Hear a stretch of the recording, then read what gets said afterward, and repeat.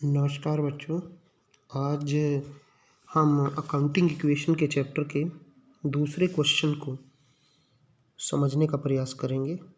तो आपने ध्यान से समझना है। सर इसने कहा है show the accounting equation on the basis of following transaction. निम्नलिखित सूचनाओं के आधार पर आपने अकाउंटिंग इक्वेशन बनानी है and present the balance sheet as per the balance of last equation. और जो लास्ट में इक्वेशन आएगी उसके आधार पर आपने बैलेंस शीट बनानी है। पहली ट्रांजेक्शन है राकेश कॉमेंस्ड बिजनेस विद कैश। ये 90,000 रुपये से उसने बिजनेस शुरू किया है। तो आप इधर देखिए, उसी तरह से फॉर्मेट बनाएंगे जैसे कल हमने क्वेश्चन में बनाया था। पहला कॉलम सीरियल नंबर का, दूसरा ट्रांजेक्शन का, उसके बाद एसेट किसके बराबर, लाइबिलिटी प्लस कैपिटल। अभी हमारे पास केवल आपने ये बताया कि बिजनेस शुरू किया है कैश लगा के। तो कल भी मैंने आपको बताया था कि जब बिजनेस शुरू करते हैं कैश के साथ तो बिजनेस में एसेट साइड में तो कैश आता है और इधर कैपिटल आती है। बाकी को भी भूल जाओ, ये इसने बाद में लिखे हैं जो बीच के हैं ना, ये गुड्स, डेटर, फर्नीचर, ये आगे की ट्रांजेक्शन्स के हैं जो बाद में लिखे गए हैं, इनको भी भूल जाओ। तो हमारे पास क्या आया है, पहले ट्रांजेक्शन लिखेंगे राकेश कमेंस बिजनेस विद 90,000। 90,000 का कैश आया, 90,000 की कैपिटल आई। तो नई इक्वेशन क्या बनेगी, 90,000 इधर और 90,000 इधर, दोनों साइड का टोटल बराबर। दूसरी इक्वेशन क्या है, परचेज गुड्स ऑन क्रेडिट। कितने का माल उधार खरीदा है, 15,000 का। तो जब उधार माल खरीदेंगे, एक तो हमारे पास स्टॉक आएगा जिसको गुड्स भी कह सकते हैं, स्टॉक भी कह सकते हैं, आप स्टॉक भी लिख सकते हैं यहाँ पे।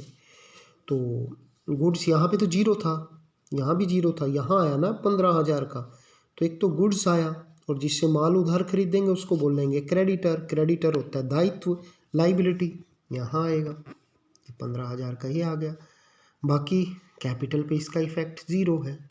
तो नई इक्वेशन क्या बनेगी, 90,000 प्लस 15,000 और बराबर 15,000 प्लस 90,000। तीसरी ट्रांजेक्शन है कि purchase goods for cash. Cash में खरीदा है 12,000 रुपये का माल। तो लिखेंगे यहाँ परचेज गुड फॉर कैश 12,000। तो जब कैश में खरीदेंगे कोई भी माल तो कैश कम होगा ना 12,000 का, तो ये ब्रैकेट में लिखा है 12,000 और 12,000 का हमारे पास गुड्स आ जाएगा। इधर इसका कोई इफेक्ट नहीं होगा, ज़ीरो क्रेडिटर है और ज़ीरो ही आपके कैपिटल है। इसके बाद नई इक्वेशन निकालेंगे। नई इक्वेशन क्या बनेगी, 90 में से 12 गए 78,000, 15 और 12 27 और इधर 15 और 90 हो गए 1,05,000। ये दोनों साइड बराबर हो जाएंगे। अगली ट्रांजेक्शन है with Drew cash for private use from business. Business से निजी प्रयोग के लिए कैश निकाला है, कितने का, 1800 का। जब कैश निकाल लेंगे यहाँ लिख देंगे withdrew cash for private use, 1800 को तो कैश कम होगा। तो जब कैश भी कम होगा, प्राइवेट यूज़ के लिए निकालना है, तो ये कैपिटल में से भी लेस होगा। ये ड्राइंग्स जो है कैपिटल में से ही होती है। मान ले कैपिटल तो होता है पूंजी लगाना और ड्राइंग्स होता है निजी प्रयोग के लिए उसको निकालना। तो एक तरफ तो आपका कैश कम हो रहा है और दूसरी तरफ आपकी कैपिटल, बाकी इसका इफेक्ट जीरो है। तो नई इक्वेशन क्या बनेगी, 76,200 प्लस 27,000, 15,000 प्लस 88,200। फिर पांचवी ट्रांजेक्शन है paid salary. Paid salary, salary कितने की पे की, 1,200 रुपये की। तो आप देखिए पांचवी ट्रांजेक्शन में पेड सैलरी, खर्चा है, खर्चे से कैश कम होगा और दूसरी तरफ जैसे कल मैंने बताया था खर्चे से एक तरफ कैश कम होगा तो एक तरफ कैपिटल कम होगी। तो इसको घटाने के बाद जो नई इक्वेशन आएगी वो आएगी 75,000 प्लस 27,000, 15,000 प्लस 87,000। इसके बाद नेक्स्ट ट्रांजेक्शन है रिसीव्ड कमीशन। पेड सैलरी तो खर्चा था, अब रिसीव्ड कमीशन है कितने की, रिसीव्ड कमीशन है 300 रुपये की। तो ये इनकम है रिसीव्ड कमीशन। जब कमीशन आएगी तो कैश में आएगी ना, 300 रुपये का कैश बढ़ गया और 300 रुपये की इधर कैपिटल बढ़ गई।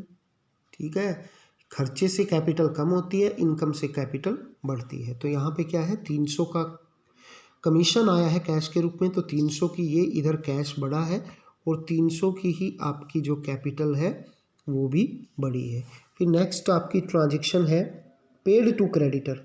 क्रेडिटर को भुगतान किया कितने 10,000 रुपये। यहाँ देखिए पेड टू क्रेडिटर 10,000, एक तो कैश कम होगा जब किसी को भुगतान करेंगे। दूसरा जो हमारी लाइबिलिटी थी ना 15,000 की, इसमें से 10,000 की हमने पेड कर दी, ब्रैकेट में लिख दिया माइनस के 10,000, इधर कोई इफेक्ट नहीं है। तो इसको फिर नई इक्वेशन निकालेंगे, 66,300 प्लस 27,000, इधर 5,000 प्लस 87,300। इसके बाद नेक्स्ट है सोल्ड गुड्स ऑन क्रेडिट, और लागत कितनी थी 8,000। माल उधार बेचा है 8,000 का, कितने में 9,000 में उधार बेचा है। अगर कैश में बेचा होता तो कैश आता ना, और जितने का बेचा है वो कोस्ट है। ये देखो sold goods on credit, cost है 8,000 की, बेचा 9,000 में, तो गुड्स में से तो स्टॉक में से तो 8,000 कम होंगे ना। और जिसको माल उधार बेचते हैं उसको क्या बोलते हैं डेटर। तो यहाँ तो इसकी वैल्यू 0 थी यहाँ तक, और यहाँ ये 9,000 है, यानी कि ये बाद में लिखा गया है डेटर जब इसका नाम आया यहाँ पे, उसके बाद यहाँ पे 0 इफेक्ट और यहाँ आके ये 9,000 का हुआ है। इसके बाद इधर इसका इफेक्ट क्या होगा, मान लीजिए 8,000 का माल 9,000 में बिक गया तो प्रॉफिट हो गया ना 1,000 का, तो इस प्रॉफिट को कैपिटल में ऐड करेंगे। ये इसने ऐड किया है। नई इक्वेशन बनाएंगे 66,300 65,300 और 19,000 और 9,000 और 5,000 और इधर हो जाएगा 87,300। इसके बाद नेक्स्ट ट्रांजेक्शन है जो आपकी लास्ट है, boat furniture for cash. Cash में फर्नीचर खरीदा है कितने का 8,000 का, तो यहाँ लिखेंगे boat furniture for cash 8,000। Cash में खरीद देंगे तो कैश कम होगा 8,000 का, और आएगा क्या हमारे पास एक नई एसेट का जन्म होगा फर्नीचर का। यहाँ पे तो इसकी वैल्यू 0 लिखेंगे शुरू से लेके यहाँ तक, और अब इसको कितने का लिखेंगे 8,000 का। दूसरी तरफ इसका कोई इफेक्ट नहीं होगा, 0 + 0 लिखेंगे।